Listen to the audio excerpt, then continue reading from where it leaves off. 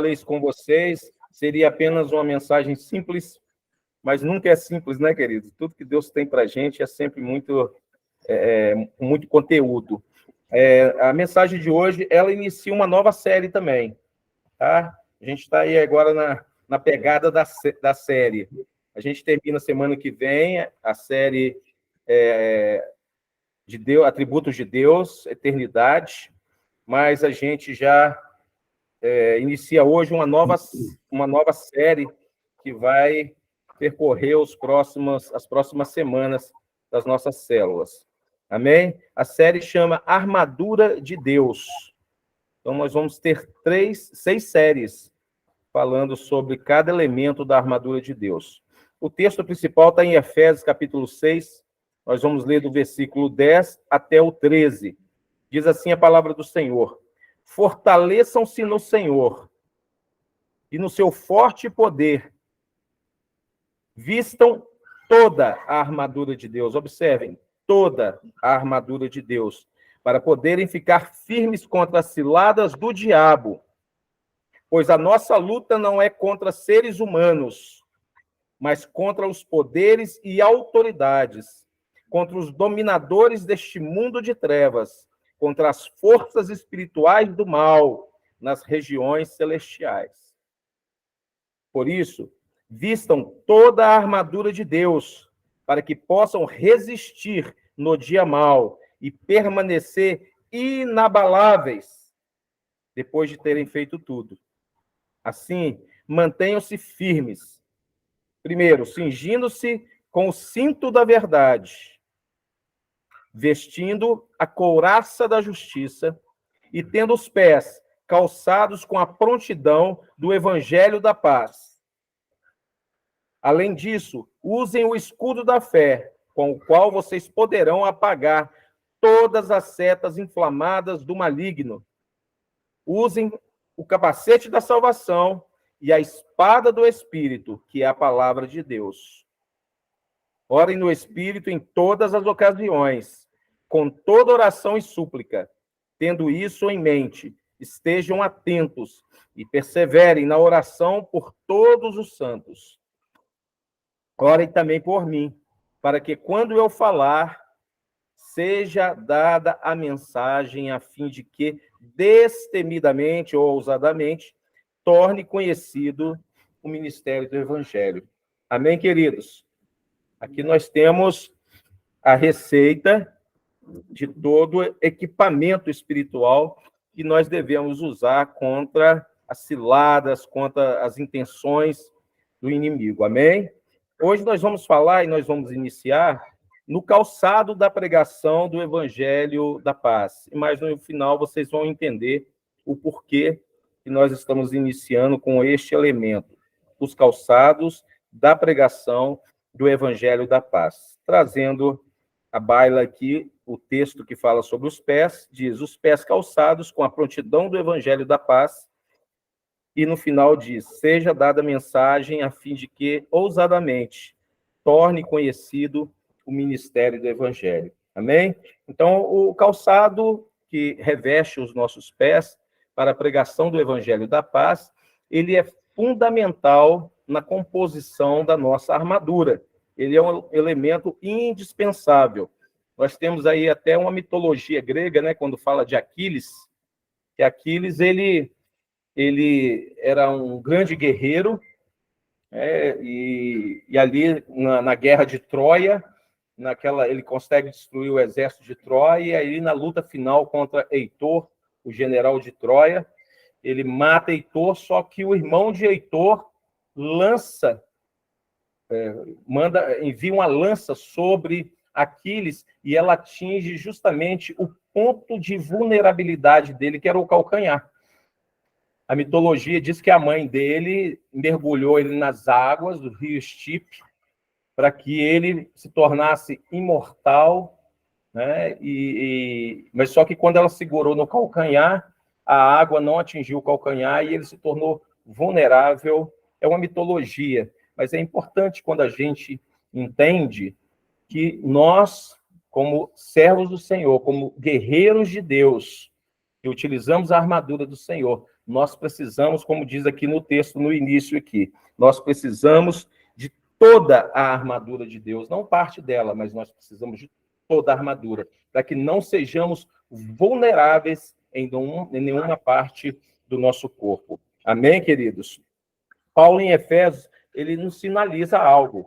Ele sinaliza a necessidade dos sapatos como proteção dos pés daqueles que anunciam o evangelho da paz. Eu quero dar uma ilustração breve aqui, que eu achei muito interessante e muito pertinente ao que a gente vai falar aqui agora, de uma empresa que envia 2 gerentes para a cidade da Índia. Não nos tempos de hoje, na época que a Índia era muito pobre, hoje é um país muito rico, né? Mas envia 2 gerentes para as regiões no interior da Índia. Era uma fábrica de sapato. A intenção era exportar sapatos e vender esses sapatos nas regiões da Índia. E depois de um mês, o primeiro gerente liga para a fábrica e fala o seguinte: olha, cancela toda a produção. Cancela toda a produção, porque aqui na região ninguém usa sapato.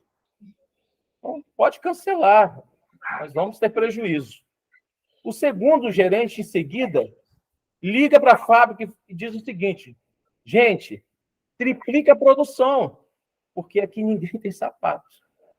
Então, vocês veem que são 2 visões totalmente antagônicas. Um teve uma visão, não vai vender porque ninguém usa. O outro falou assim, não, agora que vai vender mesmo, porque eles precisam. Então, nós vamos vender sapato. E é interessante, como eu disse, muito pertinente ao que a gente está falando aqui, porque nós, muitas vezes, porque o calçado dos pés, que a palavra de Deus fala, diz respeito à proteção e à missão, ao cumprimento do evangelho da paz, a disseminar o evangelho da paz, caminhar entregando o evangelho da paz. E muitos de nós, muitas vezes, agimos como esse primeiro gerente. Ninguém está fazendo. Para que eu vou calçar? Qual a importância do sapato se todo mundo está descalço? Não estou vendo quase ninguém pregar o evangelho como deveria. O que eu estou olhando são vários guerreiros aí, quase todos descalços. Eles só vão para a igreja, mas não estão evangelizando, não estão fazendo missão. Então, eu também não acredito no sapato, acho que todo mundo deve andar descalço mesmo. Já aquele gerente de Deus, que tem a mentalidade no evangelho, ele fala, não, agora que eu estou vendo todo mundo descalço, é que a gente tem que realmente acreditar e colocar todo mundo para calçar o sapato. Amém, queridos? Então, eu já inicio com essa ilustração para que vocês saiam daqui hoje, sabendo que nós sairemos daqui calçados. Amém. Com calçado do evangelho da paz. Amém, queridos? Vocês que estão online, calçados com o evangelho da paz. Ninguém vai sair descalço aqui hoje. E outra, nós vamos mandar triplicar a produção, porque vocês vão ceder sapatos para quem necessita lá fora também. Queridos, eu quero dizer um negócio para vocês. Nós vamos sair daqui hoje com uma mentalidade muito diferente do que realmente é missão. Porque quando a gente fala de missão, às vezes a gente dá um significado para ela que não traduz o significado daquilo que a Bíblia nos ensina. Então, nós vamos sair daqui com a mentalidade renovada aqui hoje, amém? Os escravos, eles não usavam sapatos no tempo de Jesus. Eles não usavam. E quando a gente tem o exemplo lá do filho pródigo, quando o filho pródigo chega em casa, ele virou escravo do mundo, ele chega descalço. E uma das ordens que o pai dele dá para os criados é o seguinte: calcem um sapato no meu filho. Isso aí traz uma conotação, um ensino para a gente tremendo. É como se Deus falasse conosco o seguinte: vocês não são mais escravos, agora vocês são filhos e vocês precisam estar calçados. É o que Deus está falando nessa parábola para nós. Então, ali o pai olha o filho e fala: não, filho, você já não é escravo mais. Você precisa estar calçados. Então, já quero dizer para vocês, vocês não vão sair daqui escravos. Se alguém entrou escravo, descalço, vocês vão sair daqui calçados hoje com o evangelho da paz. E isso não é só um simbolismo, queridos. Nós precisamos colocar isso em prática. Você precisa sair daqui hoje consciente se você realmente está cumprindo o ID de Jesus ou não. Se você é aquele mero cristão que está cumprindo tabela, batendo cartão na igreja ou aqui mesmo na célula, achando que isso aí é suficiente.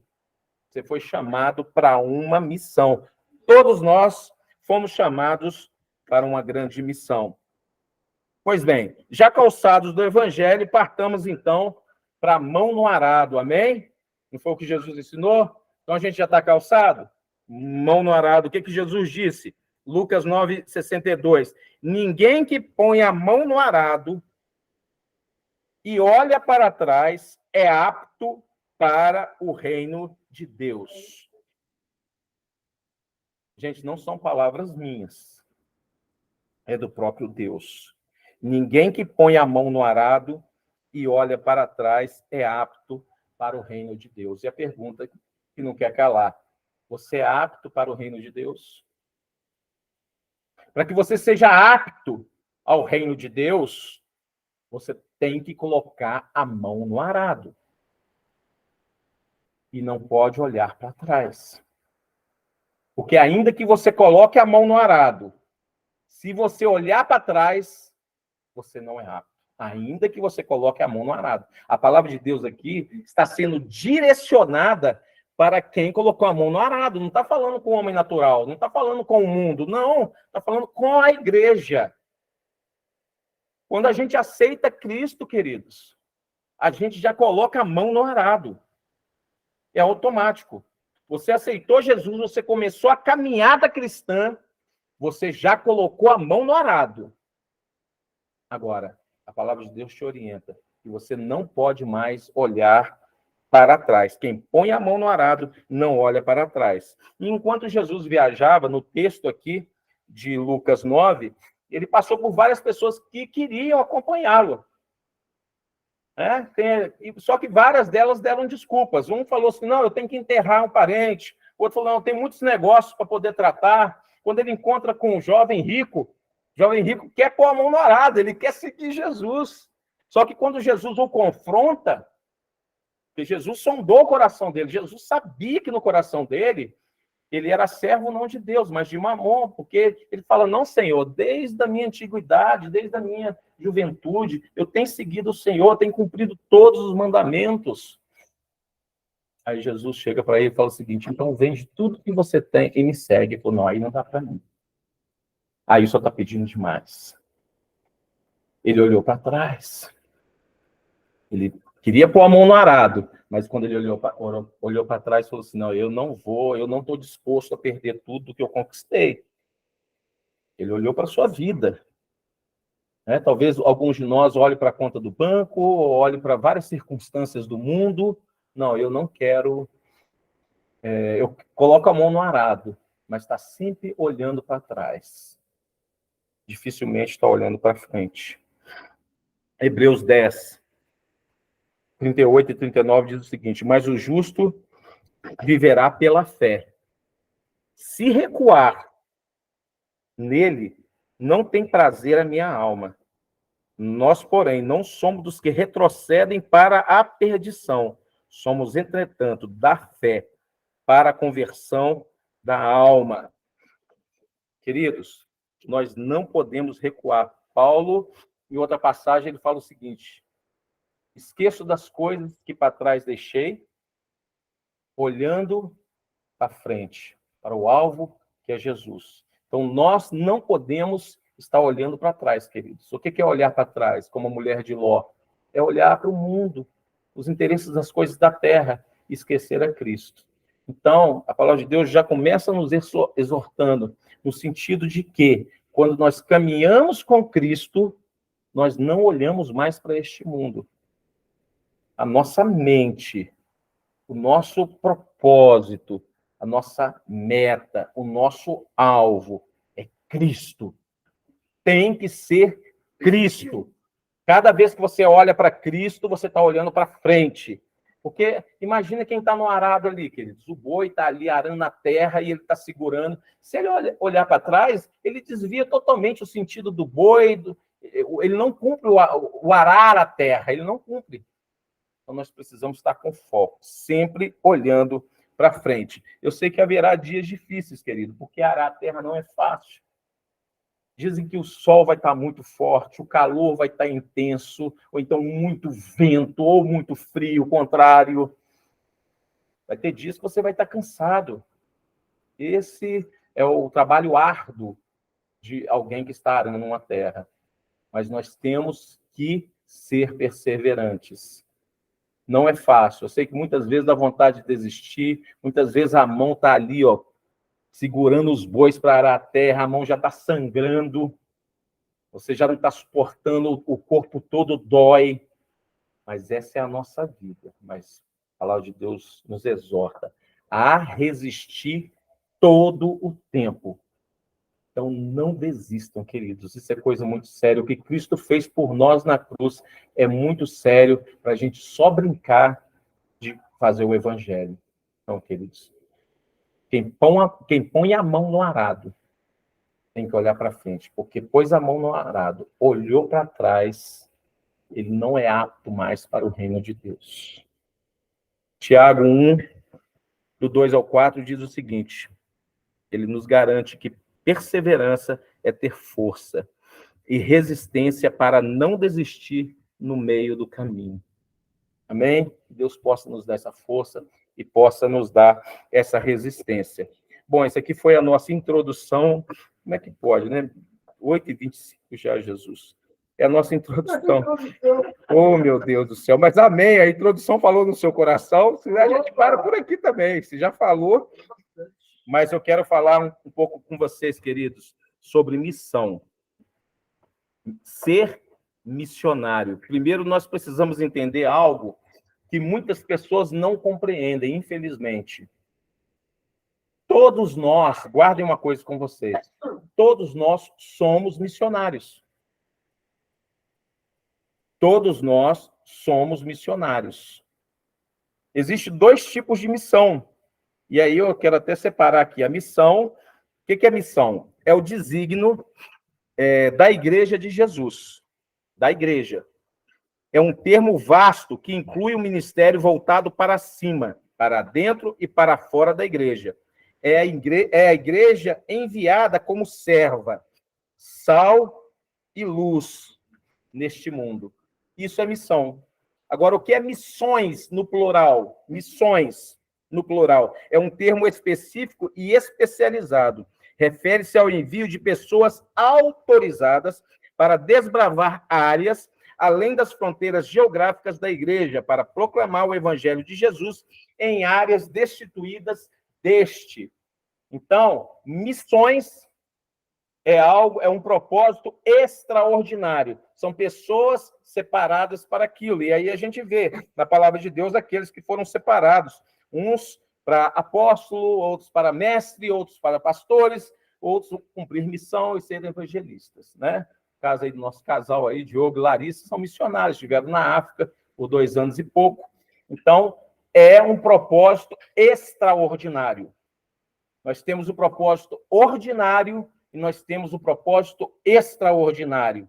Missões é o propósito extraordinário, destinado exclusivamente a um ou outro que foi chamado para aquele propósito específico. Eu fui chamado com um propósito específico, como pastor. E eu tenho consciência disso e trabalho como tal. Às vezes você não tem um propósito em nenhuma dessas áreas. Talvez você não foi chamado para ser um pastor, um evangelista diretamente, ou um missionário propriamente dito. Mas existe o propósito ordinário, que é a toda a igreja, como nós lemos aqui. É a missão destinada a toda a igreja, a qualquer um que põe a mão no arado. Então, a igreja põe a mão no arado. Ali não é uma palavra para o pastor tal ou para o apóstolo tal. Não. A palavra é para a igreja. Aquele que chega... Por isso que Jesus falou, quer me seguir? Cada um, todos os dias, tome a sua cruz e me siga. Então, é um propósito que alcança toda a igreja.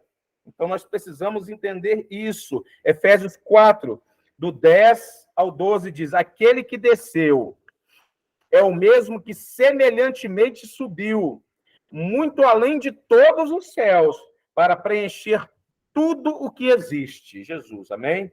Assim, ele designou alguns para apóstolos, outros para profetas, outros para evangelistas e outros para pastores e mestres. De que ele está falando aqui? Do propósito extraordinário, missão específica. E continua o texto. Com o propósito de aperfeiçoar os santos. Então, esses homens, com propósito extraordinário, vão aperfeiçoar toda a igreja, aperfeiçoar os santos. Para quê? Para a obra do ministério, para que o corpo de Cristo seja edificado. Então, os santos, toda a igreja, ela é edificada para que se cumpra o ministério na vida de cada um. É a missão designada para a igreja, para o corpo, para a edificação do corpo e para o trabalho da obra de Deus. O aperfeiçoamento dos santos para a obra do ministério.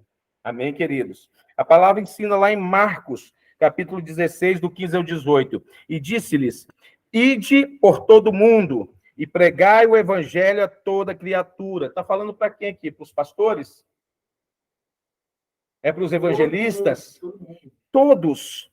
Disse: ide por todo o mundo e pregai o evangelho a toda criatura. Quem crer e for batizado será salvo. Quem, porém, não crer será condenado. Estes sinais seguirão, aonde acompanhar aqueles que creem em meu nome, expelirão demônios, falarão novas línguas, pegarão em serpentes, e se alguma coisa mortífera beberem, não lhes fará mal. Se puserem a mão sobre os enfermos, eles ficarão curados. Você já deu sim para Jesus? Você já deu sim para Jesus? Esses sinais te seguem? Seguem? Se caiu um endemoniado aqui, vocês vão pôr a mão na cabeça sem medo nenhum e vão expulsar esses demônios. Amém? Amém. Amém, igreja? Nem todo mundo falou amém. Não falou amém. É porque pensou em amém, né? Pensou no amém. Não falou, mas pensou. Eu ia fazer que a pastora dele, vocês são crentes, não. Fala amém aí todo mundo. Queridos, olha, eu sei que a gente brinca, mas isso aqui é muito sério. São sinais que acompanham aqueles que creem. A pergunta é: nós cremos? Você crê? Então, esses sinais precisam te seguir. Precisam te seguir. Agora, como que esses sinais vão te seguir se você não está colocando a mão no arado e olhando para frente? Ah, mas isso aí nem acontece na minha vida, não tenho oportunidade. Mas por quê? Porque você não está no arado. Porque você não está trabalhando. Porque talvez você esteja só batendo o seu cartão, como eu falei. Você está evangelizando, porque isso é evangelizar. A partir do momento que vocês começarem a evangelizar, esses sinais vão aparecer na vida de vocês, é automático. Não sou eu que estou dizendo, é a palavra. A partir do momento que vocês começarem a evangelizar, que vocês começarem a praticar a missão, que é algo que todos nós temos que praticar, colocar a mão no arado, olhar para frente, os sinais irão acompanhá-los. Porque não sou eu que estou dando essa promessa. Os sinais terão que acompanhá-los. As oportunidades surgirão. Queridos, eu lembro quando eu estava no Espírito Santo, às vezes as pessoas me paravam na rua. Eu disse: pastor Marcelo, tem uma pessoa lá endemoniada numa casa ali agora, o senhor pode ir lá orar? Acontecia isso. As pessoas me pegavam na rua. Por quê? Porque sabiam que a gente praticava o evangelho, que a gente está aqui justamente para poder evangelizar e cumprir tudo isso. Então, queridos, os sinais, eles nos acompanham. Nós não precisamos... Deixa eu receber alguém aqui. Nós não precisamos, queridos, correr atrás dos sinais. As coisas acontecem naturalmente. Se vocês estão evangelizando, vocês vão se deparar com pessoas doentes. Vocês vão se deparar com pessoas oprimidas. Por que isso talvez não esteja acontecendo na sua vida? Talvez porque, e você tem que fazer uma autorreflexão, talvez porque você não está realmente desempenhando o trabalho do evangelismo, da missão. Talvez você não está exercendo esse papel que é tão importante e indispensável na vida de qualquer um. Mateus 28, 19 a 20 diz, portanto, vão e façam discípulos de todas as nações, batizando-os em nome do Pai, do Filho e do Espírito Santo, ensinando a obedecer a tudo que eu lhes ordenei, e estarei sempre com vocês até o fim dos tempos. Vocês quem? A igreja, queridos. É uma promessa para cada um de vocês, para todos nós. Então, Jesus está prometendo que estará conosco todos os tempos. E aí eu te pergunto, você tem gerado frutos? Isso tem acontecido na sua vida? Toda árvore que não produz bons frutos é cortada. Mateus, o que Mateus capítulo 7 diz, versículo 18 ao 21? Diz o seguinte, a árvore boa não pode dar frutos ruins, nem a árvore ruim pode dar frutos bons. Eu vou repetir. A árvore boa não pode dar frutos ruins, nem a árvore ruim pode dar frutos bons. Mas segue o texto. Toda árvore que não produz bons frutos é cortada e lançada ao fogo. Você é uma árvore. Se você é uma árvore ruim, você jamais vai dar bom fruto. Mas se você é uma árvore boa, não tem como você dar fruto ruim. Seus frutos vão ser bons. Mas você precisa ser uma árvore que dê frutos. Porque tem a árvore boa que dá fruto ruim. Não tem a árvore ruim que dá fruto ruim. E tem a árvore boa que dá fruto bom. Mas tem a árvore que não dá fruto nenhum. E aí ela é arrancada e lançada ao fogo. Assim, pelos seus frutos, os conhecerão. Nem todo aquele que se diz Senhor, Senhor, entrará no reino dos céus, mas apenas aquele que faz a vontade do meu Pai que está nos céus. Você é uma árvore. Nós somos uma árvore, queridos. E cabe a nós analisar que qualidade de árvore que nós somos. E se você realmente é uma árvore boa, ou se você é uma árvore estéril, que não dá fruto algum. Quando a gente vê a parábola dos talentos, e a palavra de Deus fala sobre os servos, que o Senhor saiu a viajar, e aí ele deu ali, diz o texto, vamos ler aqui o versículo 15 apenas, é de Mateus 25. A um, ele deu 5 talentos. Quando o dono da propriedade saiu, ele deixou 3 servos trabalhando. A um, ele deu 5 talentos para poder multiplicá-los. A outro, ele deu 2. E a um terceiro, ele deu apenas 1. E diz a palavra que cada um recebeu de acordo com a sua capacidade. Com a capacidade individual de cada um. Em seguida, partiu de viagem. Aqui o texto está falando sobre Jesus, que Jesus vai e nós, como servos, nos dado talentos. Deus deixa talentos de acordo com a capacidade de cada um. Há uns, como eu falei, que tem um propósito extraordinário, talvez deu um pouco mais de talentos e ele tem obrigação de trabalhar mais, ele tem obrigação de multiplicar ainda mais todos os talentos, ou toda aquela missão, aquele propósito que Deus incumbiu a cada um. E aqui a parábola diz, Jesus diz, que aquele que foi dado 5 talentos, ele multiplicou para 10. Aquele que foi dado 2 talentos, ele multiplicou para 4. Porém, aquele servo que foi dado 1 talento e ele não fez nada com esse talento, a palavra de Deus falou que o destino dele era o lago de fogo. Queridos, nós sabemos, claro, que nós não somos salvos pela obra. Nós somos salvos pela graça.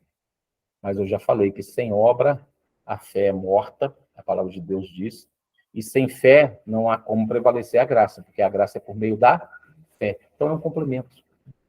Não tem como, não, a graça me salva, e partiu, não vai fazer mais nada. Então o que a gente faz com tudo isso que a gente está lendo, que Jesus ensinou?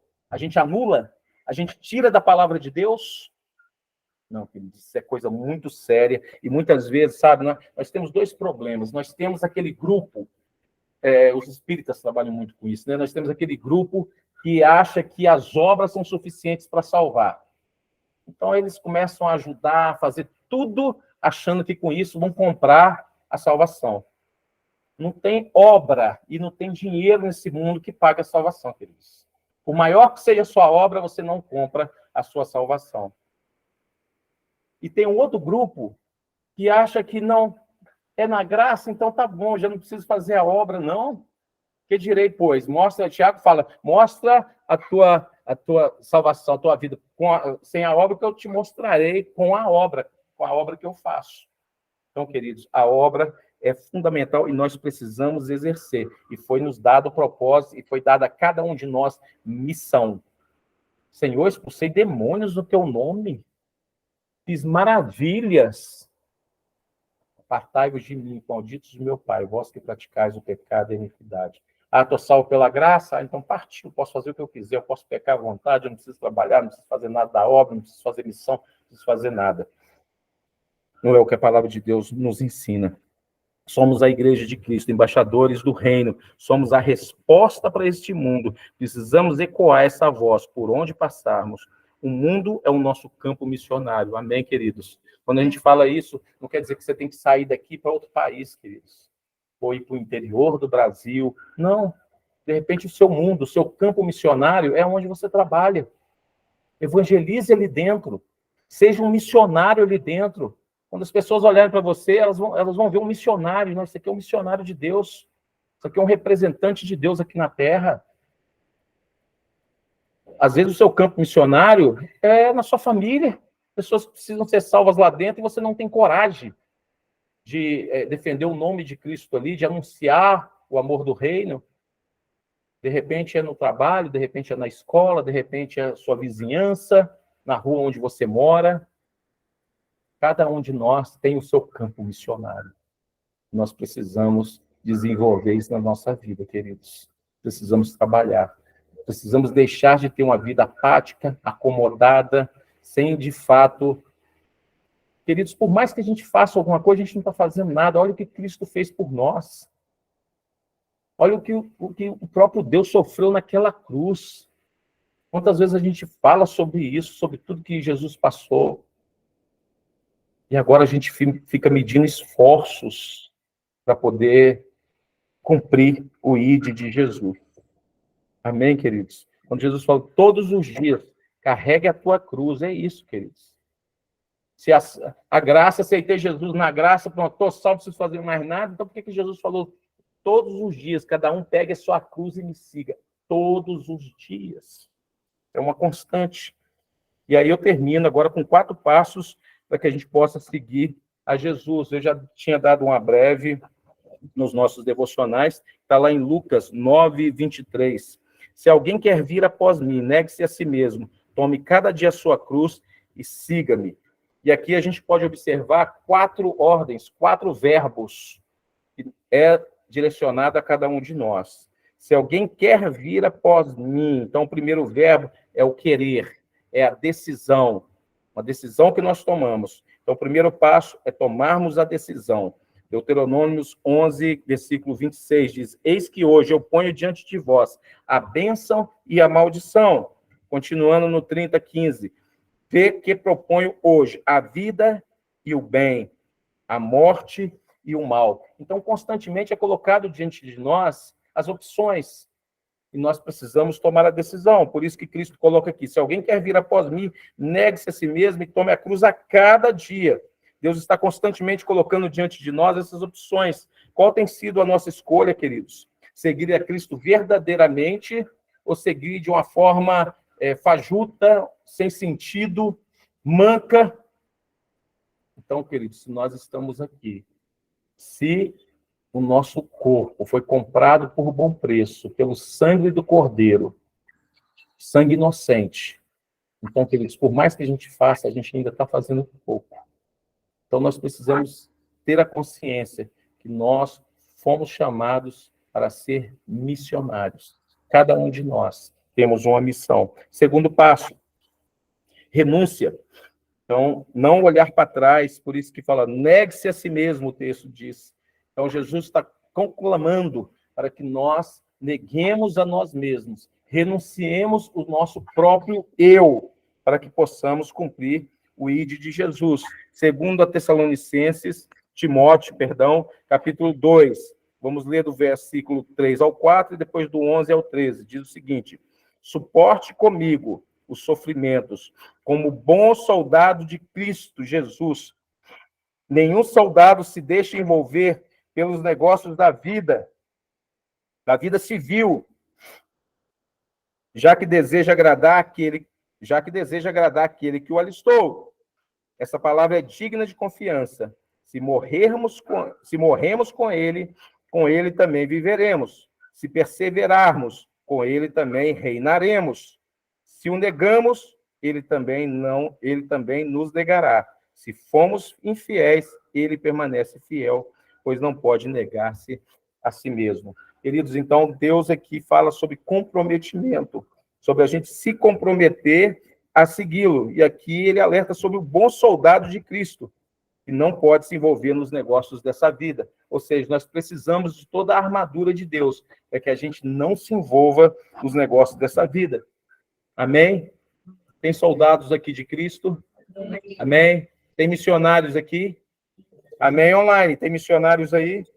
Amém. Estamos envolvidos na guerra, nós estamos envolvidos numa vida civil, numa vida terrena. Qual o seu envolvimento? O que a palavra de Deus fala é o seguinte: pode um bom soldado estar lá no meio da guerra, parar para se envolver com as coisas da vida civil? Não, ele está na trincheira. Ele está no meio do tiroteio ali. Então, ou seja, ele está envolvido, totalmente envolvido na guerra. O que o texto está mostrando é isso: nós somos soldados de Cristo. Por isso, nós precisamos estar com a armadura de um bom soldado, envolvidos na guerra. Amém, queridos? A gente estava no ensinamento do aconselhamento e foi tremendo. Eu gostei de uma parte que eles falaram o seguinte: olha, eu acho que foi no aconselhamento mesmo, não sei se eu vi na liderança. Na liderança do ponto, não foi? Do ponto sobre a eternidade. Bom, diz o seguinte: a eternidade ela é tão extensa, né? Ela não tem fim, ela é infinita. E nós vamos viver tudo isso, queridos.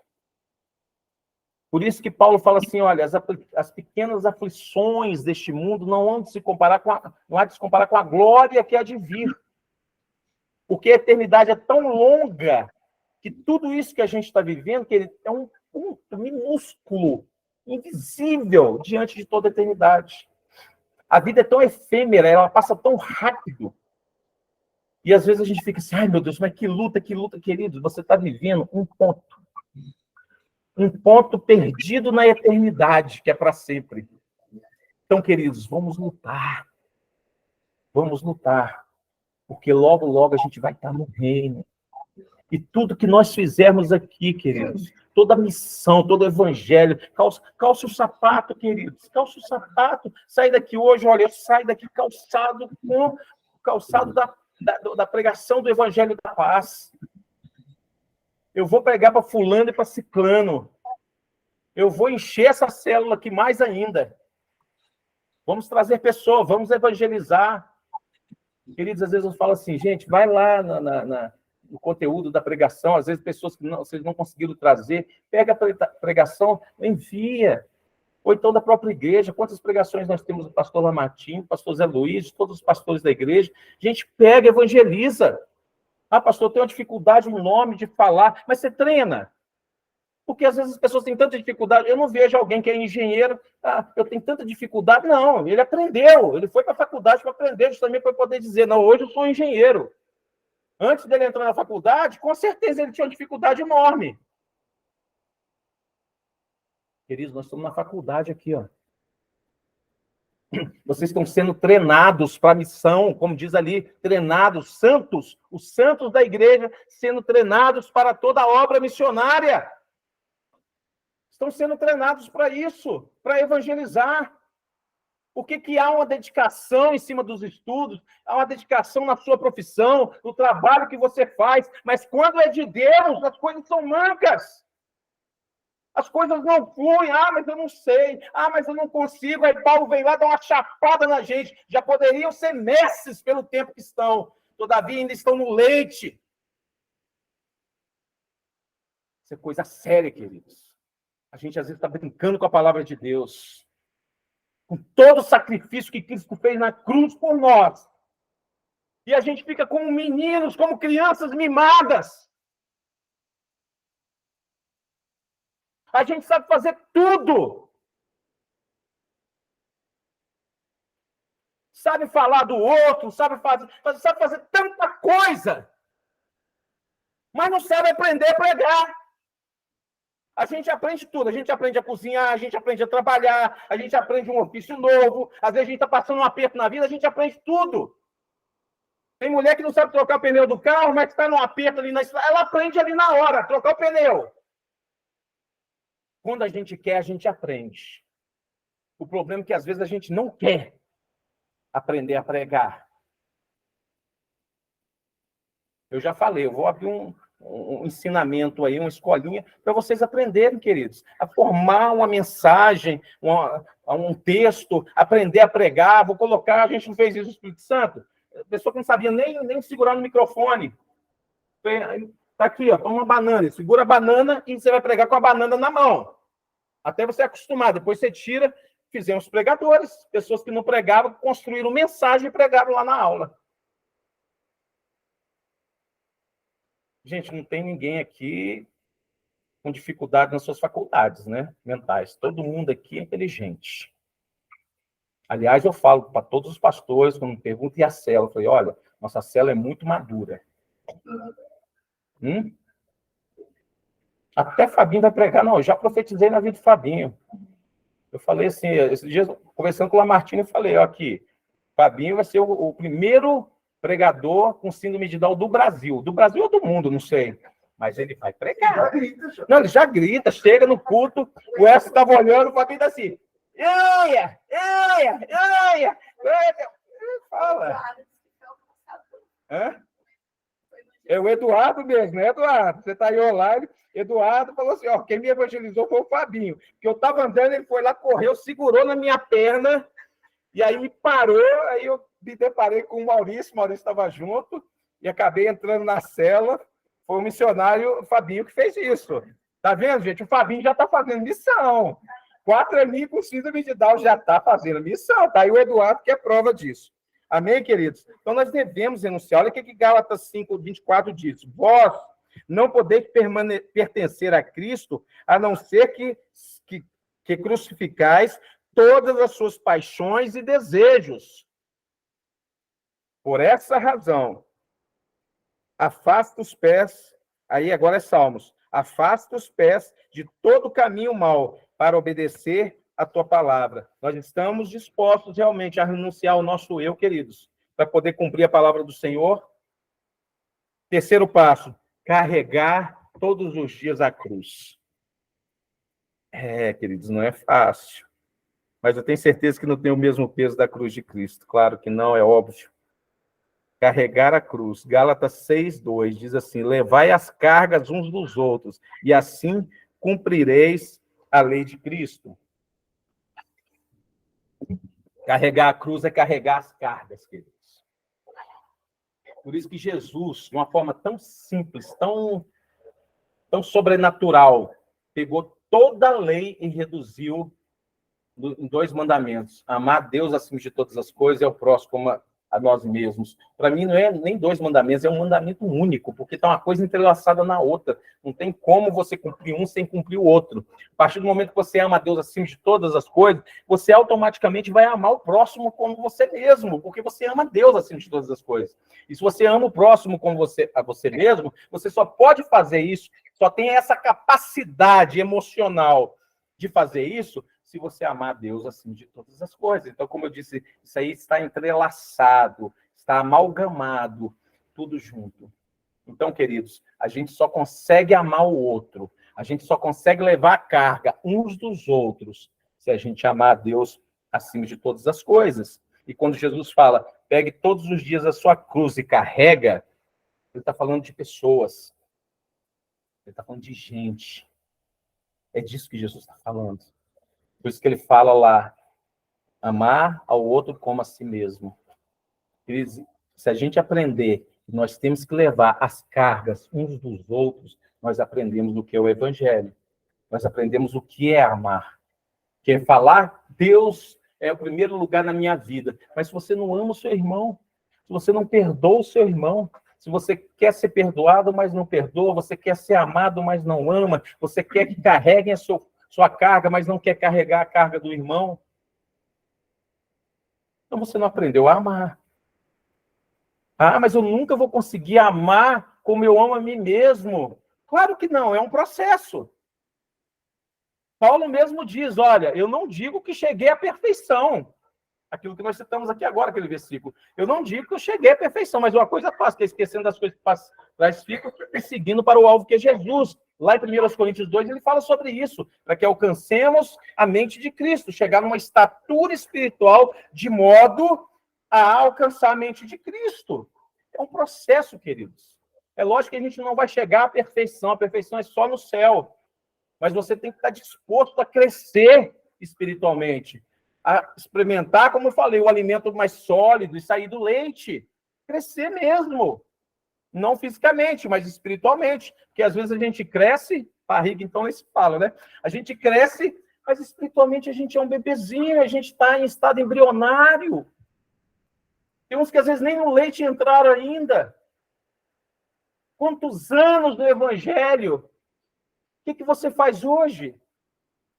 Quando você faz um diagnóstico da sua vida espiritual, você fala, olha, eu sou convertido, às vezes a gente fecha a boca para falar, né? Há 20 anos, sou convertido há 10 anos, sou convertido há 5 anos. Gente, olha aquele vídeo que a gente viu da Andressa, que com uma semana ela já montou um grupo na casa dela. Ela ficou tão especial para Deus que Deus levou com 14 anos. Falei, não vou deixar nesse mundo corrupto, mais não, eu vou tirar você, minha filha. Queridos, nós podemos fazer. É constrangedor quando a gente vê um vídeo como aquele que a gente viu, né? De uma menina de 12 anos, 13 anos, fazer um trabalho missionário daquele nível. Então, nós devemos suportar, queridos, as aflições, não apenas as nossas aflições pessoais. Claro que nós temos, e não são poucas, sabemos disso. Mas não apenas as nossas, mas também do nosso próximo. Essa é a essência do Evangelho. Quarto passo e último, seguir. Manda seguir a Jesus. É o ide. João 8,12, Jesus disse, eu sou a luz do mundo. Quem me segue nunca andará em trevas, mas terá a luz da vida. Quem segue o Senhor jamais andará em trevas. Quem segue o Senhor aqui? Você tem tomado a sua cruz todos os dias? Você tem carregado a cruz do seu irmão? Quando Jesus está ali no Monte do Gólgota, que ele cai e recebe a ajuda, né, de quem é Simeão, né? Simeão. É isso mesmo, né? Simeão. Recebe a ajuda para carregar a cruz. Aquilo ali, queridos, já é uma demonstração do que nós temos que fazer com os nossos irmãos. A cruz do irmão está pesada, está difícil de carregar. Corre lá e carrega. Olha aí, irmão, só para confirmar o nome. Corre e carrega a cruz junto com o irmão. Irmão, está difícil, mas nós estamos juntos aqui, ó. A gente carrega junto, sem problema. Sirineu? Bom, vai colocar aí para a gente, para não colocar errado no vídeo. Mas se precisar corrigir, nós vamos corrigindo. Eu não estou lembrando mesmo. Então, quarto passo, queridos. Precisamos seguir a Jesus para a gente não andar em trevas, sendo nós a luz do mundo. Nós temos que iluminar. A palavra de Deus fala, vós sois a luz do mundo e o sal da terra. Então, nós temos que iluminar. Simão mesmo, Sirineu. Simão, o Sirineu. Então, queridos, misturou os dois, né? Sirineu, Simão ou Sirineu? Sirineu, tá certo. Então, queridos, nós somos essa luz do mundo, amém? Temos que iluminar onde quer que passemos. Lembra quando a gente falou sobre o bom perfume de Cristo? Nós temos que cheirar. Ainda que para uns seja um mau cheiro horrível, seja cheiro para a morte, porque o bom perfume de Cristo funciona assim. Se você tem um bom perfume de Cristo, todo mundo vai sentir um cheiro. Aqueles que estão com o Senhor vai sentir um cheiro agradável. E esse cheiro vai subir até a narina de Deus, amém? Mas aquele que não tem Cristo vai sentir um um aroma, uma fragrância horrível, um cheiro de carniça. Mas nós temos que fazer a diferença, queridos. Porque às vezes está na treva. Sabe quando a pessoa está à noite? Você imaginou, você está à noite, você acorda ali, alguém pega a luz, a lanterna do celular e põe lá no seu olho. Pô, é uma dor terrível. É assim que funciona. Nós somos a luz do mundo e às vezes a gente chega no meio das trevas, a gente causa um desconforto enorme. Então nós temos que fazer a diferença onde quer que passemos. Quando o salmista diz: lâmpada para os meus pés é a tua palavra. Lâmpada para os meus pés. Os pés que caminham na direção da pregação do Evangelho da Paz, calçados com o Evangelho da Paz, precisa estar iluminado. Então, a palavra de Deus é essa lâmpada, a lâmpada que ilumina os nossos pés. Está em Salmos 119, verso 105. Quer dizer que a palavra de Deus é a lâmpada que ilumina os nossos pés e leva a luz ao mundo onde nós passamos. Os pés dos discípulos foram lavados, não foram? Foram lavados por Cristo. Por que será que ele lavou os pés? Para limpá-los. Então, queridos, nossos pés precisam estar iluminados com a palavra e limpos, como Jesus lavou o pé dos discípulos. Ali é uma representatividade, é um simbolismo que nós precisamos estar com as nossas vidas lavadas, remidas pelo sangue do Cordeiro. Então, temos que estar em santidade, queridos. Então, essa tem que ser a nossa vida. E para concluir, eu quero citar um poema aqui do pastor Edson Barbosa, que eu achei lindo, achei o poema tremendo, e eu quero que vocês fiquem bem atentos agora no que a gente vai ler. Olha o que diz o poema. Alguns ajuntam dinheiro no caminho da vida. Outros ajuntam flores e descansam na labuta da vida. Mas eu ajuntarei vidas humanas. Dentre os espinhos do pecado, eu procurarei um rosto cansado, um rostinho sardento, uma boquinha banguela. Eu procurarei os pobres de todas as pobrezas, aqueles a quem foi imposta uma vida pequena, despida de dignidade. Eu procurarei os tristes, os solitários, os desabraçados. Eu procurarei as solitárias. Eu procurarei aqueles que não conhecem ouvidos, porque dinheiro não entrará naquela terra da eternidade. E as flores ajuntadas morrerão à beira do caminho. Mas eles todos, sorridentes quando eu atravessar o mar, e ao pôr do sol da justiça, os portais se abrirem em par, na casa do meu Pai. Eles, eu tenho certeza, que levarei comigo. Amém, queridos? Então, eu quero chegar lá no céu com vocês. A gente deixou tudo para Deus cumprir um propósito na nossa vida.